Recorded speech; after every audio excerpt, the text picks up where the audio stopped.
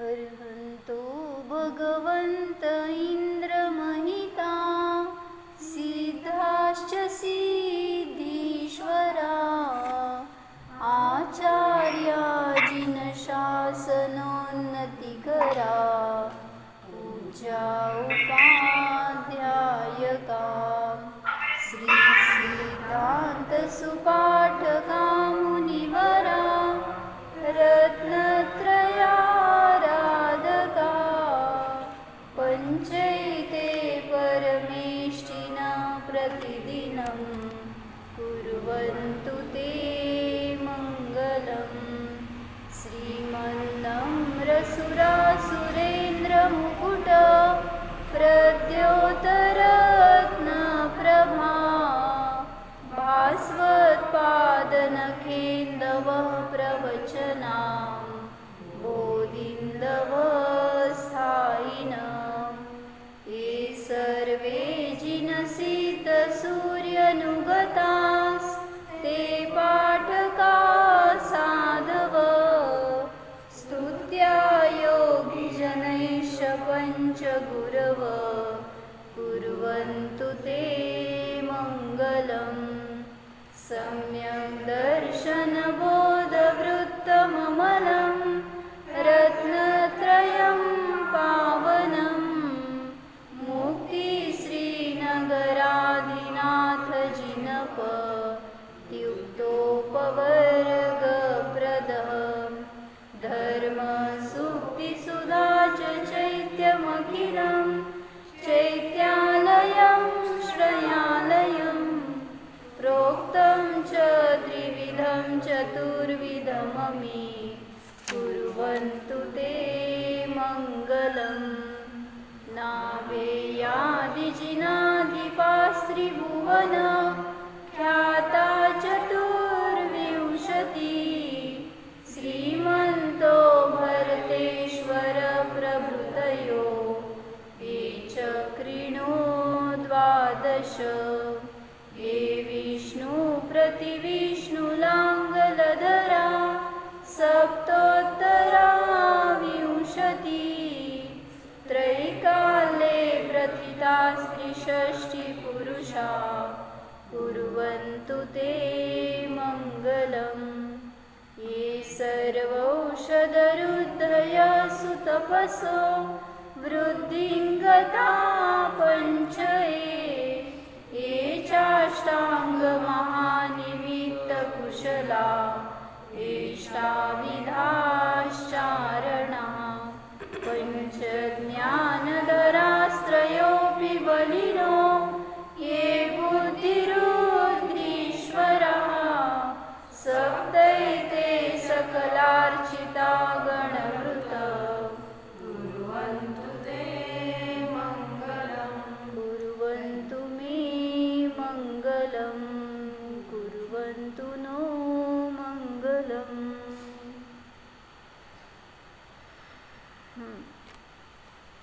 हे सगळे जे रुद्धीश्वर मुनी आहेत, गणभृत म्हणजे मुनींचा समूह आहे, ते माझं मंगल करोत. भावना अशी मनात असेल तर ते मंगल झालं आपलं, नाही तर नाही. म्हणेसपर्यंत आले का तसे शब्दाचे अर्थ ज्ञानात. हे सगळे रुद्धिधारी मुनीश्वर माझं मंगल करोत. नुसतं त्यांना आपल्या ज्ञानात घेतलं तरी सुद्धा आपलं मंगल आहे.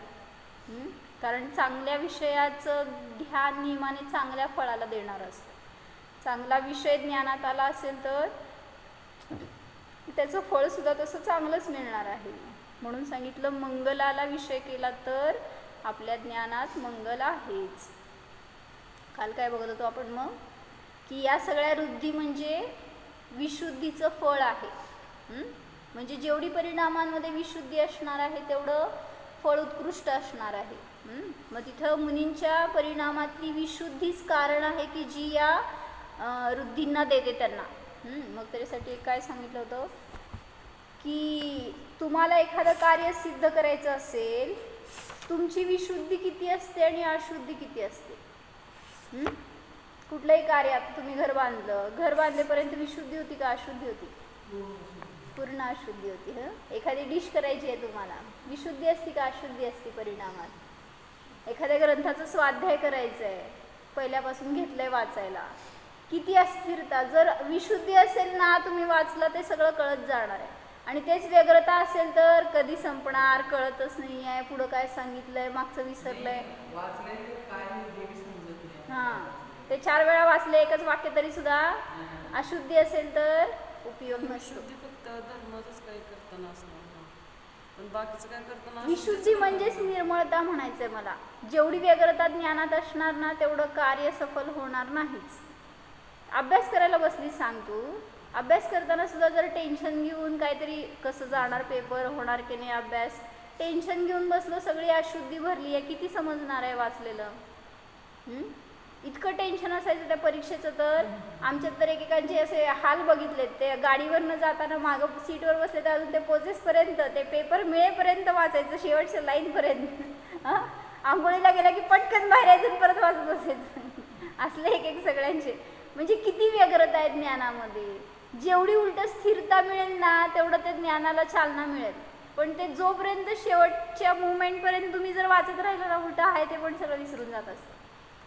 मग सगळ्याच कार्यामध्ये असं सांगायचं आहे की जर ज्ञान स्थिर असेल, म्हणजेच त्या ज्ञानाची निर्मळता असेल, विशुद्धी असेल, तर कुठलंही कार्य घेतलं तर ते होणार सफल किंवा त्याचं फळ चांगलं मिळणार.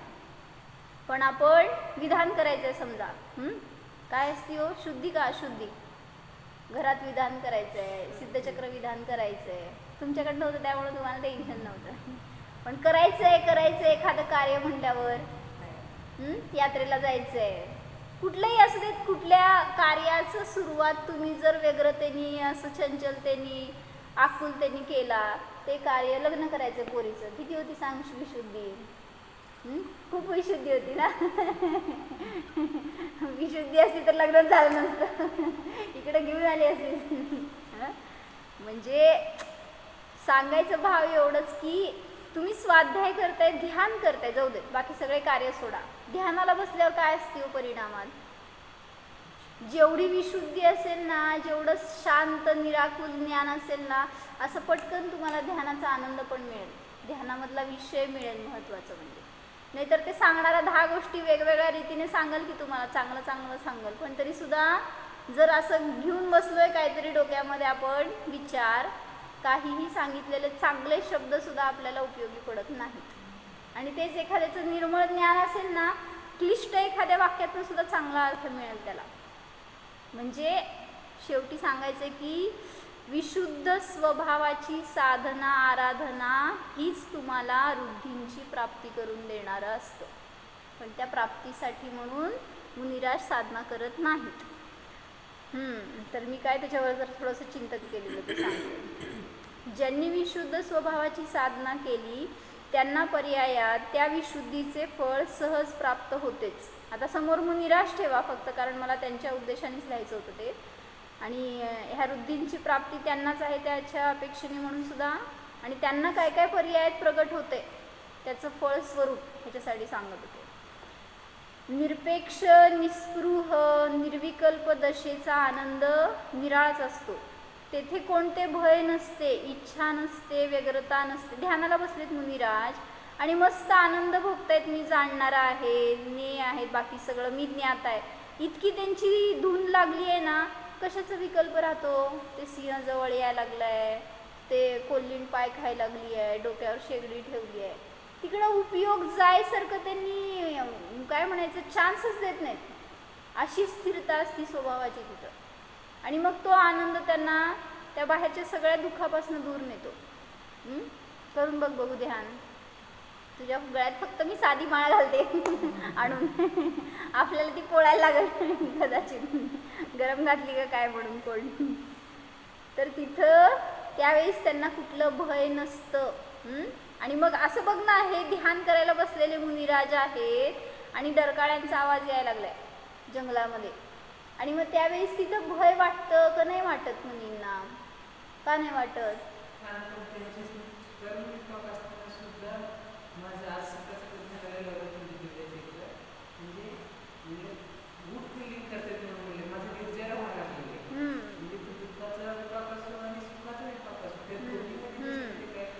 आणि दुःख हे भेद राहत नाही ना त्या तिथं भावनेमध्ये, त्या ध्यानामध्ये. मग तिथं म्हणलं की ते सिंहाचे आवाज येऊ देत किंवा अन्य हिंस्र पशूंचे काही क्रिया दिसू देत, आवाज येऊ देत, तरी सुद्धा मुनी निश्चल असतात. आणि तुम्हाला त्या टी व्हीवर नुसती जर काही फोडलेली आवाज आला तर इथं बसून आपण घाबरलेले असतो. का बरं? तुम्हाला काय करणार आहे इथं येऊन ते, तरी सुद्धा ते काहीतरी हॉरर शो लागलाय समजा आणि नुसते आवाज विचित्र यायला लागले तर इथं काय होणार नसतं आपल्याला, तरी सुद्धा किती ज्ञानामध्ये चंचलता. आणि मग कशी साधना करणार?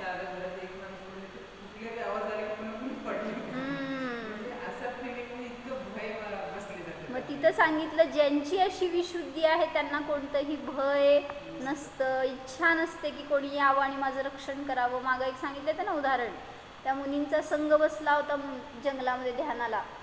सगळे आपलं आपलं सामायिक करायला, असं काही चिकटून एकाला एक लागून जवळ असं बसत नसतात ना. कुठं असेल कशी जागा तशी बसणार. आणि मग एक मुनी इथं एक मुनी तिकडं, असं मोठा संघ म्हणल्यावर कसं दूर पसरलेले असतील तो संघ जंगलामध्ये. आणि सिंह आला. काय करणार हो? 100 मुनी होते संघामध्ये. काय केलं सिंहानी? 100 जणांना तर नाही खाणार आहे, पण एकाला पकडलं. मुनी काय करणार सांगा? बाकीचे कळणार आहे की मुनींना कळणार नाही आहे का कोणाला तरी धरलंय किंवा काहीतरी तो उपसर्ग करतोय कोणावर तरी. भलेही ध्यानाला बसले तरी सुद्धा मुनींच्या ज्ञानामध्ये थोडं तरी येणारच आहे. ज्यांना पकडलं त्यांची परिणती आणि ज्यांना कळतंय इतरांना पकडलंय त्यांची परिणती, दोन्ही सांगा कशी चालू आहे? पकडलंय त्याला तर म्हणजे ओरडणार. काय करणार ते दोन्ही मुनी असं मला विचारायचं आहे. दोघांची परिणती समान आहे. विशुद्धतेतनं जरा सुद्धा बाहेर येत नाही तर निर्जरा असणार, नाहीतर मग दुसरा सिंह येणारच आहे. या भवात वाचवलं तर परत दुसऱ्या कुठल्या तरी भवात पकडणारच आहे. आणि असं नाही मेला तर ते सोडून गेला समजा, म्हणजे समज तुला पकडलाय सिंह येऊन आणि मी ध्यानाला बसली आहे बाजूला आणि मी त्याला हाकलाली, जा जा जा, नको तिला त्रास देऊ असं मी म्हणून हाकलायला लागले बरं का, तर ते पकडून समजा गेलं, पण काठीनी बिटीनी मी हाकललं त्याला आणि ते गेलं, पण तू किती जिवंत राहणार? त्यांनी पकडलेलं होतं तुला आणि त्याची एक पकड असते ती त्याच्यामध्ये त्या प्राण्याचा अंतच होत असतो. असे त्याचे दात वगैरे पकडलेले असतात. त्यामुळं न तुझं भलं न त्याचं भलं न माझं भलं. काय झालं असतं फळ? मी माझ्या साधनेतनं च्यूत झाले, तुला सुद्धा भ्रष्ट केलं. तू कदाचित ध्यान करत असशील आणि उपसर्ग समजून त्याच्यातनं काय पण होऊ दे मी आत्माचं विचार सोडणार नाही असं म्हणून तू जर स्थिर झाली असशील, तुला सुद्धा मी भ्रष्ट केलं आणि त्या सिंहाला सुद्धा त्याच्या भक्षापासून दूर केलं. म्हणजे सगळ्या रीतीने दोषच झाले असते. म्हणून सांगितलं जेव्हा मुनी स्थिर राहतात ना, अन्यांवर उपसर्ग आला तरी सुद्धा त्या स्थिरतेचं फळ सगळ्याला मिळतं, चांगलं त्याला सुद्धा मिळतं, ज्याच्यावर उपसर्ग चालू आहे त्याला सुद्धा. आणि त्याच्या निमित्तामध्ये त्याची कदाचित निर्जरा होऊन तो लवकर मोक्षाला जाईल गुरूंच्या आधी सुद्धा. म्हणजे शेवटी ह्याला साधना म्हणतात. नाहीतर मी संघात आहे, सुरक्षित आहे, सगळे मला बघतायत या विचाराने कोणी असेल तर अजून तो संघातच आहे, म्हणजे परिग्रहातच आहे, निसंग निर्ग्रंथ झालाच नाही अजून, असा अर्थ होतो. मग घरात राहिला आणि इथे येऊन संघात राहिला काय उपयोग झाला? विचार तर सगळे पराशी जुडलेलेच आहेत, मी सगळ्यांच्या मध्ये आहे म्हणजे सुरक्षित आहे. मग साधना करायची ती एकट्याला करायची आहे. मग तुम्ही कशामध्येही असा, सगळ्या ग्रुपमध्ये असा नाही तर एकटे असा. इथं पण सगळ्यांच्या मध्ये तुम्ही किती सुरक्षित आहे सांगा मला. इथं आला आत्ता सिंह तर कोण तुम्हाला सुरक्षा करणार आहे, वाचवणार आहे? अक्काबाई. मग सगळ्यांच्या मध्ये आपल्याला वाटते की सेफ आहे, आपण किती सेफ राहू शकतो. जाऊ देत, हे पण सोडा. रोग झाला आणि तुमची सगळेजण सेवा करायला लागलेत घरात, सगळ्यांच्या मध्ये बसलाय तुम्ही, काय रोग झालाय असाध्य, काय एक्सपिरियन्स केलाय तुम्ही आता की हार्टचा त्रास व्हायला लागलं होतं, सगळे होते की नाही बाजूला, डॉक्टर सुद्धा होते, ते सगळे नर्स, तुमचं औषध सगळं चालू होतं की किती मदत करू शकले सगळे. मग आपल्याला वाटते सगळे आहेत म्हणजे मी वाचणार किंवा मला त्रास होणार नाही, मला सगळे मदत करणार. गैरसमज आहे. त्यामुळं मुनी जे करतायत ना एकदम करेक्ट करतायत. त्यांची साधना अशी असते ना, ती उलट आपल्याला सुद्धा घ्यायला पाहिजे की तुम्ही घरात असला तरी सुद्धा अशी साधना करा की कोणाची मला गरज भासू नये. म्हणून आम्हा म्हणतात सल्लेखनीची तयारी आपल्याला आपली करायची आहे. कोणीतरी मला सांगायला यावं आणि साधावं या विचारात असला तर सांगितलं तरी सुद्धा सल्लेखना होणार नाही आपली. कारण तुम्ही त्या विचारातच राहणार. कोणी नाहीच आहेत, मला सांगतच नाही आहेत, मला स्थितीकरण करेनार, मला किती वेदना व्हायला लागल्या आहेत, काय उपयोग होणार. मागं सांगितलं होतं सोलापूरला एकांची सल्लेखना झाली तर त्यांचं कुटुंब पूर्ण येऊन राहिलं होतं. ह्यांचेच आई होत्या आणि त्यांनी साधत असताना शेवटच्या समयाला कोण कोण होतं जवळ. त्या घरातले किती जण होता तुम्ही तेव्हा राहायला, त्या दिवशी तेव्हा तिथं राहायला किती जण होता फॅमिलीमधले. आयोग श्री माताजींचं सल्लेखना साधली तेव्हा तुमचे माताजी गृहस्थ जसेतले त्यांच्या फॅमिलीतले जवळपास एक 15, 20, 25 जण असतील तिथं. 15 दिवस जवळपास तिथं राहिले होते त्यांनी त्यांच्याबरोबर अनुकूलता देण्यासाठी. म्हणून त्यांनी दीक्षा घेतली होती ह्यांच्या मातोश्रींनी आणि त्यावेळेस तिथं त्यांना अनुकूलता म्हणून सगळे राहिले होते फॅमिलीमधले, सगळ्या गावातले येऊन. पण शेवटच्या समयाला एक जण सुद्धा जवळ नव्हतं. प्रवचन चालू होतं मंदिरमध्ये, माताजी होते एक तिथं. सगळे प्रवचनाला जाऊन सुटलं प्रवचन आणि येत होते आणि त्या माताजींजवळ एक माताजी बसल्या होत्या. दुसऱ्या माताजींचं प्रवचन चालू होतं तिथं आणि आम्ही सगळे तिकडं होतो आणि फक्त ते माताजी त्यांच्याजवळ होत्या. घरातलं एकही मेंबर जवळ नव्हतं. सांगा कोण मदत केली सल्लेखनाला. आपल्याला वाटतंय कोण तर असेल तर आपल्याला सांगतील आणि आपलं स्थितीकरण करतील, आपलं चांगलं साधलं जाईल. विचार चुकीचे आहेत. म्हणून आपलं उपादान असं प्रबळ करा की सल्लेखनात जाऊ दे की कशाला, प्रत्येक प्रसंगात आपल्याला आपण एकटे फेस करू शकतो का नाही जरा स्वतःचं स्वतः टॅली करून बघायचं.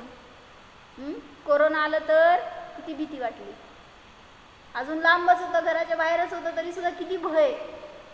घरात शिरलं असतं तर घरात पण शिरलंय अनेकांचे आणि अनेकांना झालं सुद्धा आणि त्यातनं बाहेर सुद्धा पडले. पण तरी सुद्धा अजून भय. झालं तर, आलं तर काय करायचं. आम्ही असे निर्भय होतो माहिती आहे का.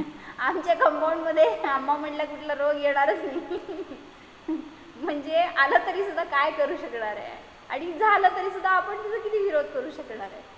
त्यामुळं जे झालेल्यांना करायला पाहिजे होतं ते आम्ही न झालेल्यांना सुद्धा केलं. प्रतिक्रमण, पश्चाताप, क्षमावली, सगळ्या जीवांची क्षमावली हेच एक उपाय आहे. तुमचं सल्लेखनेचा प्रसंग असू दे नाहीतर ह्या जिवंत दशेतला कुठला संकटाचा प्रसंग असू दे, सगळ्या ठिकाणी क्षमावलीचे भाव ठेवा तर शत्रूचे परिणाम सुद्धा बदलत असतात. म्हणून सांगितलं ते नाही का, ह्यांनी केलं काय, वर्णीजी गणेश प्रसाद वर्णीजी होते आणि त्यांचे वडील, त्यांना जिनधर्मावर खूप आढळ श्रद्धा नव्हतं, अजय नव्हते ते, पण त्यांना असं सानिध्य मिळालं होतं आणि त्याच्यानुसार त्याच्यामुळं त्यांना जिनधर्मावर खूप दृढ श्रद्धा होती आणि त्याचं फळ त्यांनी त्यांच्या मुलांवर संस्कार असे केले की तू काहीही झालं तरी जिनधर्म सोडू नकोस आणि त्यांना नमोकार मंत्र शिकवला होता. जर काही संकट येऊ दे तू याचं जाप कर असं त्यांना शिकवलं होतं. आणि एक दिवस काय झालं, तेव्हा एका गावावरून दुसऱ्या गावाला जायला बस वगैरे ट्रेन वगैरे नव्हते, ते चालत तर जायचे किंवा घोड्यावर जायचे आणि ते घोड्यावरनं चालले होते दुसऱ्या गावाला आणि तो रस्ता अरुंद होता, जंगलाचा रस्ता होता आणि मग एकच माणूस जाईल अशी ती पायवाट होती आणि समोरून सिंह येत होता. काय झालं असेल विचार करा. इथंच घाबरायला लागलाय तुम्ही नुसतं विचार करून त्यांचं काय झालं असेल. आणि मग तिथं त्यांना दुसरं काही सुचलं नाही, पळणं तर शक्य नव्हतं कारण एक टर्न घेण्यासारखी सुद्धा जागा नव्हती आणि तो सिंह यांच्याच दिशेने यायला लागला होता. नमोकार मंत्र सुरू केलं त्यांनी, दुसरं कायच नाही, तेच शरण आहे अशी श्रद्धा होती ना. सांगितलंय ना वडिलांनी तर त्या वडिलांवरच बहुतेक प्रसंग आला होता तो. आणि मग त्यांनी नमोकार मंत्र म्हणले काय होईल ते होईल आणि डोळे झाकून ते घोड्यावर बसून राहिले तसेच. तर जाणार कसं, तेच की ती पायवाटच अशी होती की समोरून तो येत होता आणि हे चालले होते इकडं, म्हणजे ऑपोजिट साईडनी दोघं जण एकमेकाच्या समोर असं. तर त्यांनी बसल्या ठिकाणी आपलं चिंतन सुरू केले आणि आपलं जोर जोरात नमोकार मंत्र म्हणायला लागले, चिंतन करायला लागले ना. तर तो सिंह जवळ आला, वास घेतला आणि निघून गेला नुसतं. त्यांनी काहीही केलं नाही. कसं काय? त्याचं पोट भरलं होतं म्हणायचं. म्हणजे सिंह असा संतुष्ट असतो, जर पोट भरला असेल तर कोणाला त्रास देणार. आपलं वैर नसेल ना, ते जवळ आलं तरी सुद्धा त्रास देणार नाही. हे भाव बघा त्याच्यातले. नाहीतर वैर असेल तर कुठल्या कोपऱ्यात असेल तिथनं येऊन तुम्हालाच पकडणार, बाकीच्या कोणाला नाही.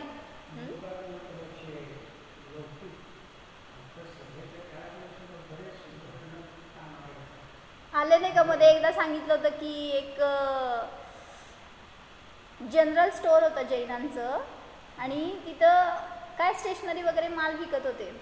आणि त्या स्टोअरमध्ये एका मुसलमानांची मुलगी त्या दुकानांवरून जात असताना तिला रोज नमोकार मंत्राचं ट्रान्झिस्टर चालू असायचं तिथे, आणि ते कानावर शब्द पडायचे.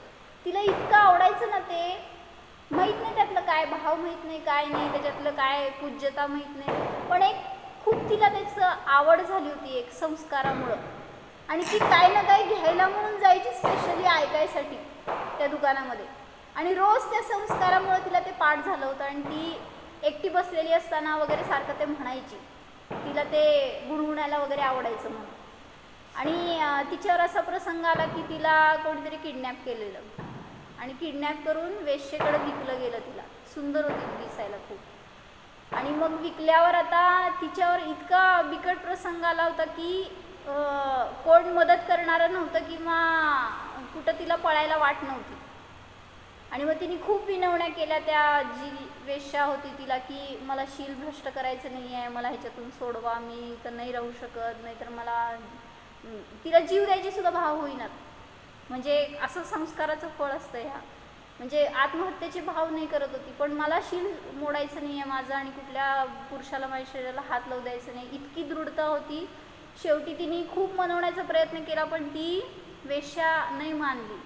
म्हटल्यावर तिच्या रूममध्ये तो पुरुष एक कोणी प्रवेश केला, आणि ती एकटीच होती रूममध्ये. त्यावेळेस तिने सांगितलं की दुसरं काही नाही. काय केलं तिने? डोळे झाकून घेतले आणि फक्त नमोकार मंत्र इतक्या जोरात म्हणायला लागली ती की काय होईल ते होईल, त्यांनी मला स्पर्श करायला नको आहे. ह्याच्यासाठी तिने फक्त नमोकार मंत्राचा जोरात तिने जाप सुरू केला. आणि एक मॅजिक म्हणा काय माहीत नाही आपल्याला, तर ती एक फील्ड तयार झाली तिच्या बाजूला, एक मॅग्नेटिक फील्ड टाईप. त्याच्यामध्ये तो पुरुष प्रवेशच करू शकेल. कितीही त्यांनी प्रयत्न केला तरी सुद्धा तो तिच्याजवळ हात सुद्धा पसरवू शकेना. आणि तिने जाप सोडलाच नाही तो, काय झालं तरी सुद्धा. आणि त्यांनी अनेक प्रयत्न करून शेवटी जाऊन बाहेर त्या वेश्येला सांगितला ही काय पोरगी उपयोगाची नाही आहे. काढून टाकलं तिला घरातनं बाहेर. कोणी सुरक्षा केली? ज्याचं असेल ना, म्हणतात ना, म्हणून पापाचं उदय असेल ना, कोणीही वाचवू शकणार नाही. आणि पुण्याचं उदय असेल ना, तर साधा हा मंत्र सुद्धा, ती भक्ती, ती श्रद्धा तिची रक्षा केली. ती बाहेर कोणी माणूस नव्हता तिथं रक्षेसाठी. मग कोण केली रक्षा? म्हणजे परिणामातून शेवटी आपली रक्षा असते. म्हणून सारखं क्षमावली करायचं. काय आले ना आपल्याला उदय, त्रास व्हायला ना शरीरामध्ये, मनपूर्वक त्या जीवांची क्षमावली करा. कोणी ना कोणी आपल्या संपर्कात येऊन शत्रुत्व रूप काढतच असतं, म्हणूनच त्रास होतो. शरीरात वेदना होतात म्हणजे काय असतं? कुठले तरी बॅक्टेरियाज, व्हायरस वगैरे इन्फेक्शन म्हणतो ना आपण, मग ते सगळे पूर्वीचे शत्रूच आहेत, जे की शत्रुता फेडायला जवळ भेटलेले असतात. मग त्यांची क्षमावली केली की उदय संपले. तसं मनपूर्वक क्षमावली व्हायला पाहिजे.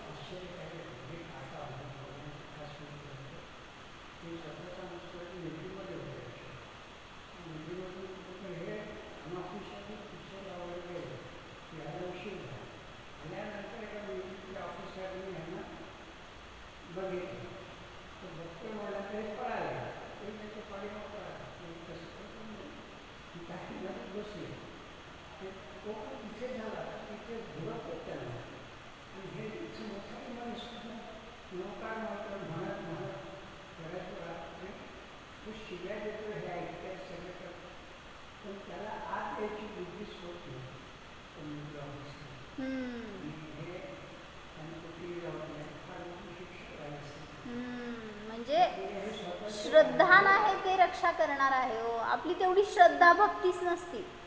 आपल्याला त्रास झाल्यावर कोणाची शरण जातो सांगा? पहिल्यांदा आठवतच नाही, प्रतिक्रमण आठवत नाही, क्षमावली आठवत नाही. पहिला डॉक्टरची नावच आठवायला लागतात, त्यांचे फोन नंबरच हुडकत बसतो आपण पहिला. म्हणजे ही पहिला उपाय करा ना. आम्हा काय करते, किती डॉक्टरना फोन करतो आणि किती औषधं खातो लगेच त्रास व्हायला लागल्यावर.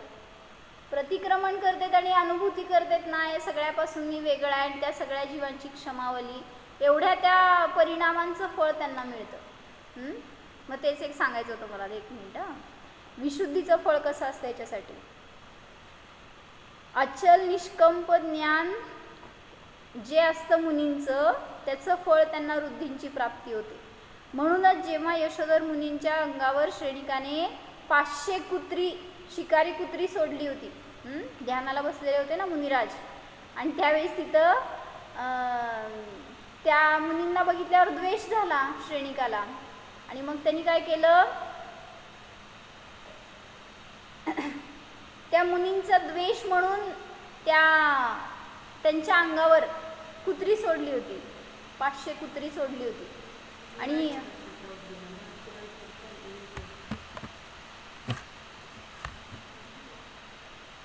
हरवलं. तर काय सांगत होते. Recording in progress. 500 कुत्री त्यांनी अंगावर सोडली, तर त्यावेळेस तिथं त्यांचं किंचितही भय वाटलं नाही. त्या कुत्र्यांचं पळून जावे किंवा त्यांना दूर करावं, त्यांचा विरोध करावं त्या कुत्र्यांचं, किंवा त्यांच्यापासून स्वतःचं रक्षण करावं असे, किंवा त्या श्रेणिकाचा बदला घ्यावा असे सुद्धा भाव तिथं मुनींना झाले नाहीत. कोठून आली ही शक्ती त्यांच्यामध्ये, कशाचं हे फळ आहे, तर सांगितले या ज्ञानाच्या विशेषतेलाच वृद्धी म्हटले आहे. मग ते सगळे पुढचे वृद्धी येणार आहेत आपल्याला, की बलवृद्धीमध्ये, तपवृद्धीमध्ये वगैरे हे सगळे वृद्धी येणार आहेत, त्याचं वर्णन करणार आहेत. मग सांगितलं या ज्ञानाच्या विशेषतेलाच वृद्धी म्हणलं. मुनी ज्ञानी होते, त्यामुळेच समतेला धारण करू शकले. उपसर्ग करताना व दूर झाल्यावरही त्यांच्या दृष्टीत श्रेणिक निरपराधच, निर्दोषच होता. म्हणजे श्रेणिकांनी उपसर्ग केला हे कळलं तरी सुद्धा त्यांना ते मुनी निर्दोषच बघत होते. अशी साधना संसारिनी करायला हवी, तर संसारातील सर्व संकटे सहज दूर होतील.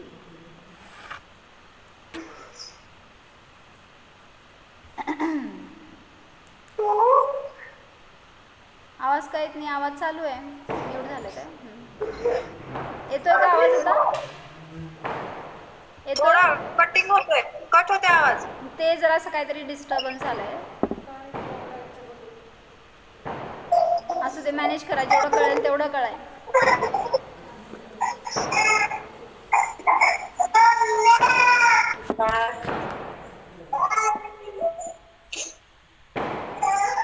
तुमचा आवाज म्यूट ठेवा.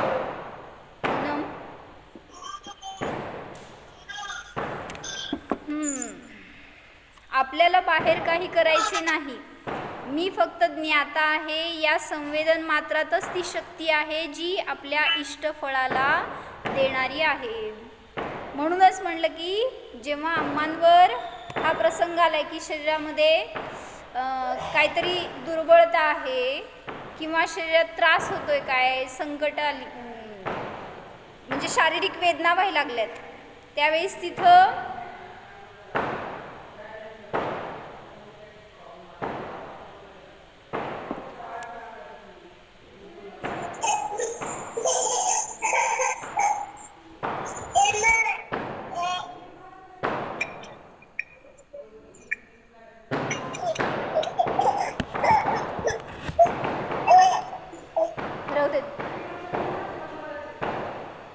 Recording in progress. तर सांगत काय होते की म्हणजे जेवढी ज्ञानामध्ये स्थिरता असती त्याचं फळ चांगलं मिळतं ना. मग तिथं म्हटलं की जेव्हा आता आम्हाला त्रास होतोय, वेदना व्हायला लागल्यात, जेव्हा ते पहिल्यांदा असे त्रास उदय सुरू झाले ना, तेव्हा आम्ही सगळे टेन्स झालो होतो की कसं ह्याच्यातनं बाहेर काढायचं, कसं त्यांचं इलाज करायचं. आपल्याला काय एवढं त्यातले स्किल्स माहीत नसतात की आपण ते धरून त्याचं काय मसाज करू शकतो वगैरे. तर त्यावेळेस आम्हाला खूप टेन्शन आलं की आम्ही काय करायचं म्हणून, किंवा कोणाला बोलवायचं, कुठून कसं मदत करायचं म्हणून. पण तिथं आम्हा इतक्या निर्विकल्प होत्या की मला काय झालं नाही, होणार आहे, जे काय होतं ते बरं होणार आहे, अशी त्यांची जी परिणती होती ना, ती म्हणावी शुद्धी. त्याचं फळ आम्ही 10 डॉक्टर शोधले असतील, 10 ठिकाणावरनं सगळ्यांना बोलवण्याचा प्रयत्न केला असेल, पण आम्हाला कोण मिळालं नाही. आणि आम्हाच्या स्थिरतेचं फळ अमेरिकेवरून एक डॉक्टर आली, आणि ती इथं माहेर सासर आहे तिचं, तर इथं राहायला आले. आणि Recording in त्याचं progress. असं उपयोग झाला की तिच्या ट्रीटमेंटचं गुण आला आम्हाला. म्हणजे आम्ही किती शोधलं तर काय आकुलतेचं फळ मिळालं. एक सुद्धा डॉक्टर आम्हाला हाताला आली नाही. लेडीज पाहिजे, त्यात आपल्यापैकी असायला पाहिजे, काहीतरी त्यातलं ज्ञान असायला पाहिजे, त्याचा उपयोग व्हायला पाहिजे आम्हाला. सगळे कंडिशन्स होते ना, आणि न मागता कसं त्यांच्या अनुकूल मिळालं. मग तेच सांगायचे की आपण सगळं मागून सगळ्याच्या मागं पळायला जातो, त्याच्यामुळं आपल्याला त्याची प्राप्ती होत नाही. पण जे निरपेक्ष राहतात ना, त्यांना अशी प्राप्ती सहज होते. मग अशी निरपेक्ष आपण पण वृत्ती ठेवायला पाहिजे, तर तुमचे कार्य सफल होणार, आपल्याला पण तसं फळ मिळणार. कोणतर डॉक्टर तुमच्याकडं चालत येणार, बघा फळ प्रयत्न करून. तेच की आपण असं उपादान करत नाही हो. आम्हा नेहमी म्हणतात, आवाज पुन्हा कट झाला स्मिताताई. म्हणजे आम्हा नेहमी म्हणतात असं की निरपेक्षता राहिली ना आपल्या परिणामात, इंद्र सुद्धा येतो सेवा करायला. मला माझ्या सेवेसाठी कोणावर अवलंबून राहायची गरज नाही आहे. मी महाराज अम्मांची अशी मस्त सेवा केली आहे म्हणून सांगतात अम्मा की काय पाहिजे ते कसं पाहिजे तसं महाराजांच्या सेवेत असायचे माताजी. आणि म्हणून सांगतात नेहमी की त्याचं फळ मला कधी काय अडलं ना, म्हणजे असं बघितलं आम्ही अनेक वेळा. कोणी समजा सोहळ्यात आहार द्यायलाच नाही आहे, अचानक बाद झाले, वृद्धी आली वगैरे, असे अनेक वेळा प्रसंग आले. ऐन वेळीस कोण ना कोण येऊन उतरलंच, ज्यांच्या निमित्तात की आम्हाला अनुकूलता होणार. म्हणून आम्हा म्हणतात की इंद्रसुद्धा सेवेला येतो, जर आपली खरी भक्ती असेल, खरं आपण धर्मामध्ये दृढ असेल तर. आपण पहिल्यांदा कोण आहार देणार हे बघणार, मग दीक्षा घेणार. बरोबर. म्हणजे असं आपली वृत्ती असायला पाहिजे हो, हे मला सांगायचं. आपण असं नसतं, आपण काय करतोय, पहिला अनुकूलता तयार करून मग बाकीच्यामध्ये त्या संयमात उतरायचं. काय एकासन करायचे होते बरं का, रविवारची सुरुवात करायची होती.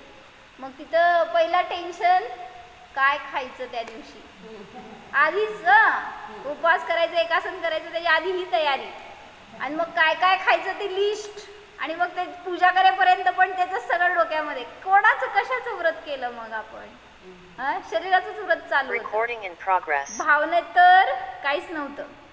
त्यामुळं त्याचं करून सुद्धा व्रत आणि नियम संयम काही उपयोग नाही. मग अशी करा ना साधना, थोडंसं खाणारा नाही आहे, जाणणारा आहे. एवढं एकदा तरी खाताना तर आठवत आहे का आपल्याला, जेवण करताना येते का विचार असे, खाणारा नाही आहे, जाणणारा आहे. झोपताना येते का विचार असं, काल झोप लागली नाही, विचार आले का, झोपणारा नाही, जाणणारा आहे. कसं काय, आम्हा होते बाजूला, आम्हा होते बाजूला म्हणून म्हणून त्यांच्याजवळ झोपायचं रोज. छान झोप लागती मग.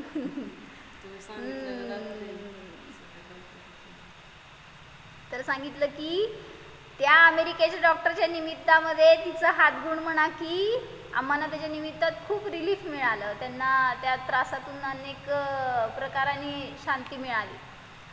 म्हणून सम्यक दृष्टी निकांक्षित असतो हे काय खोटं नाही. त्या निकांक्षित गुणाचं फळ म्हणजे वेळेला देवसुद्धा सेवा करायला हजर होतो. देवाप्रमाणे खरोखर ती डॉक्टर आली जी तिने मदत केली.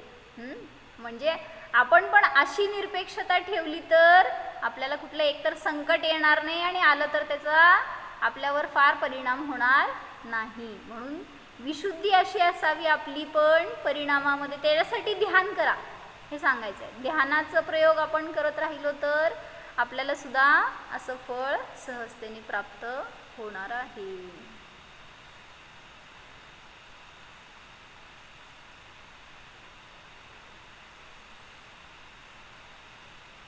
काय दिसेच ना मला पण आता.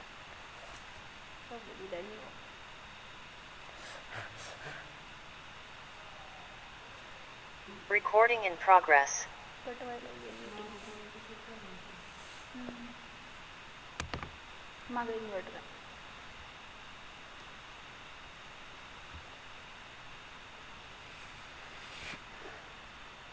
ओम जाणा स्वतःच्या परमशुद्ध जीवद्रव्याला जाणा. हा मी शुद्धात्मा निराबाध आहे. या आत्म्यामध्ये कोणतेही संकट, भय, अरक्षा नाहीच अनुभवा.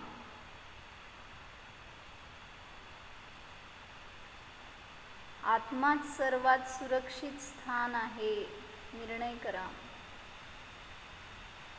स्वतःला स्वतःमध्ये ठेवा. हीच खरी रक्षा आहे. निर्भय स्थान आहे.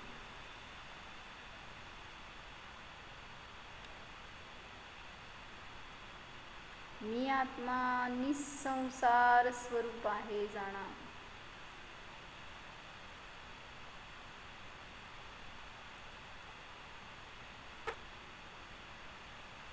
जाणणे हेच माझे कर्तव्य आहे, कार्य आहे.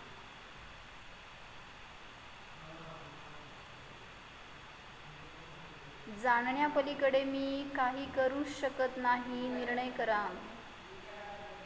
संसार करणारा कोण? मी नाहीच.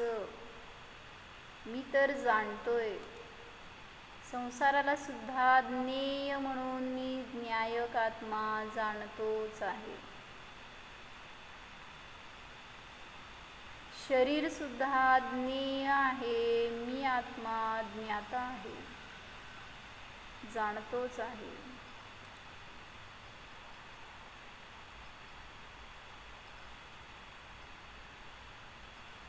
शरीराचे रोग आत्म्यामध्ये नाहीतच पहा. त्या रोगाचे भय कशाला? आत्म्याला तर रोग होणारच नाही, होतच नाही, कधी झालाच नाही. पहा.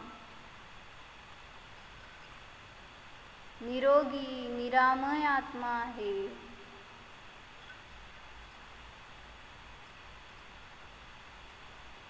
औषधावर जगणारा नाहीच. क्षमा स्वभावी आहे मी.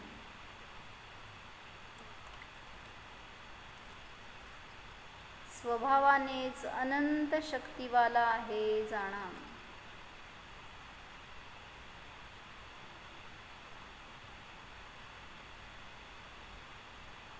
अनुभवण्याचा प्रयत्न करा. रोगामध्ये शक्ती नाहीच.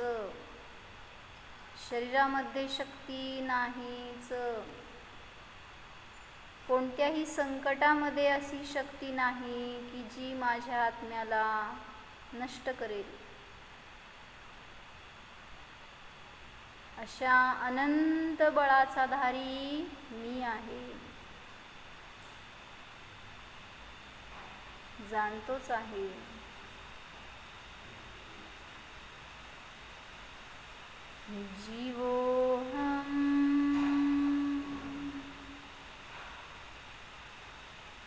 निर्दोषस्वरूपोऽहम् निरपेक्षस्वरूपोऽहम्